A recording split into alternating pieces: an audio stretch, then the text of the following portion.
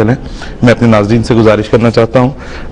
ہم اس چیز کو سمجھتے ہیں کہ جو ہمارے نان احمدی ویورز ہوں گے وہ شاید بہت زیادہ چونکہ ابھی واقفیت نہیں رکھتے ہوں گے نظام سلسلہ سے, تو شاید براہ راست تحریک جدید سے متعلق ان کے ذہن میں سوالات نہ ہوں. لیکن آپ اگر ویسے بھی کچھ بھی جماعت احمدیہ کی مالی نظام یا مالی قربانیوں سے متعلق یا جماعت احمدیہ سے متعلق بالعموم کوئی آپ نے بات سن رکھی ہے اور اس کے بارے میں کوئی تفصیلات جاننا چاہتے ہیں تو ہمارا نمبر آپ کی اسکرین پر ہے, آپ اس پہ فون کر کے ہم سے رابطہ کر سکتے ہیں. ہمیں اچھا لگے گا کہ آپ کچھ پوچھیں اور ہمارے علماء کرام یہاں پہ آپ جو اجازت دیں تو جو بھی آپ نے بات بیان فرمائی ہے کہ اگریسونیس کے جواب میں جماعت احمدیہ کا جو رد عمل اس تحریک کے موقع پر بھی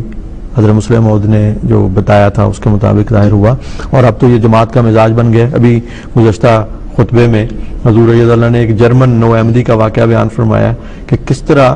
وہ ایک نقصان ہونے کے باوجود وہ کہتا ہے کہ اگر میں احمدی نہ ہوتا تو میں بہت مطلب اگریسونیس ظاہر کرتا اس واقعے پر, انسیڈنٹ پر, لیکن اب میرے اندر ایک ایسی تبدیلی آ گئی ہے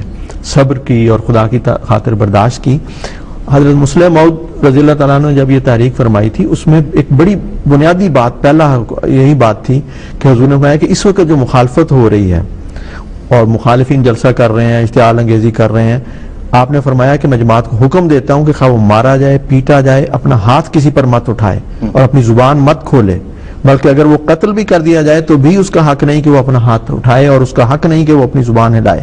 اگر ایسی حالت میں کوئی بھائی پاس سے گزر رہا ہو تو میں اسے بھی ہدایت کرتا ہوں کہ وہ ہرگز اس کی مدد نہ کرے. اور جماعت کی ساری تاریخ دیکھیں کتنے کتنے بڑے دردناک واقعات گزرے ہیں پچھلے سالوں میں.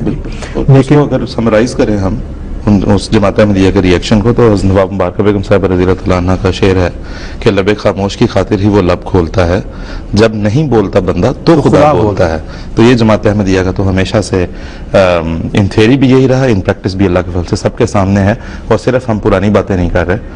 پچھلے سال کی آپ مثال دیکھ سکتے ہیں, مئی سن 2010 میں جو واقعہ جماعت احمدیہ کے اوپر گزرا, جماعت احمدیہ پاکستان بالخصوص جماعت احمدیہ لاہور, کس طرح انہوں نے جو ہے وہ جان کی قربانیاں پیش کرنے سے دریغ نہیں کیا. اس کے بعد بھی کوئی احتجاج نہیں, ہم نے کہیں پہ ٹائر نہیں جلائے,